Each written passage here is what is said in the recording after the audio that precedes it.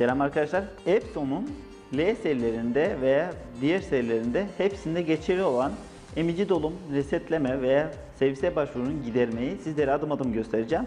Mutlaka videoyu dikkatli izledikten sonra sipariş verin ki daha kolay, daha şeffaf bir şekilde çözelim arkadaşlar. Yazıcınızın bu hatayı verdiği zaman adım adım bu videoyu izlediğinizde kesinlikle hatasından kurtulmuş olacaksınızdır.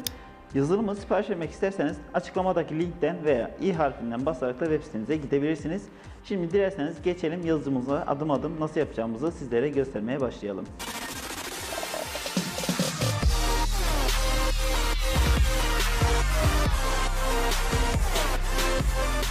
Programı almadan önce lütfen yazılım ateşleri bilgisayarınızdan denetim masasında yazılım ateşine giriyorsunuz.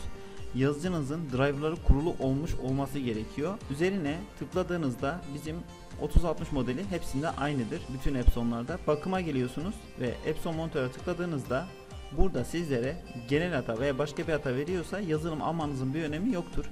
O yüzden emici dolum hatası veriyorsa ondan sonra yazılım alın. Gereksiz yazılım almamış olursunuz. Şimdi ilerleyelim ve adım adım emici dolum hatası veriyorsa bu ekranda ne yapacağımızı sizlere adım adım gösterelim. Web sitemize geldiğinizde ürünün açıklama bölümünde programı indirmeniz gerekecektir.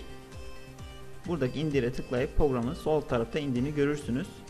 Daha sonra ürünü sepete eklemeden önce destek paketi istiyorsunuz veya istemiyorsunuz seçmeniz gerekiyor. Destek paketi seçtiğiniz takdirde 20 TL eklenir ve biz bağlanıp yapıyoruz bu işlemleri. Zaten siz de yapabilirsiniz, zor bir şey değil. Key bölümünde de istediğiniz adet key'i seçebilirsiniz ve sepete ekleyip ileri diyebilirsiniz. Sipariş tamamla dediğinizde lütfen e-posta bilginizi özellikle doğru girin. Telefon numaranızı ve e-postanızı, gerisi önemli değil. Bunlardan sizlere ulaşabilelim. E-postanız zaten kısa sürede key gelecektir. İndirmiş olduğunuz programı çift tıklayarak çalıştırıyorsunuz. Evet diyorsunuz, yes diyorsunuz, OK diyorsunuz ve kurulmasını beklemeniz gerekiyor. 2 dakika gibi sürecektir. Kurulan programda da dil seçenekleri mevcut. İngilizce olanı kalsın, diğerlerini silebilirsiniz. Ekranda gördüğünüz vasıtayın counter okuma bölümüdür. Bunu seçtiğinizde model otomatik seçilecektir. Diğer yazıcıları kapatmayı unutmayın. Burada ne kadar doluluk oranı olduğunu görüyorsunuz. Daha sonra reset'e tıkladığınızda gelen key'i buraya eksiksiz girdiğinizde OK diyorsunuz.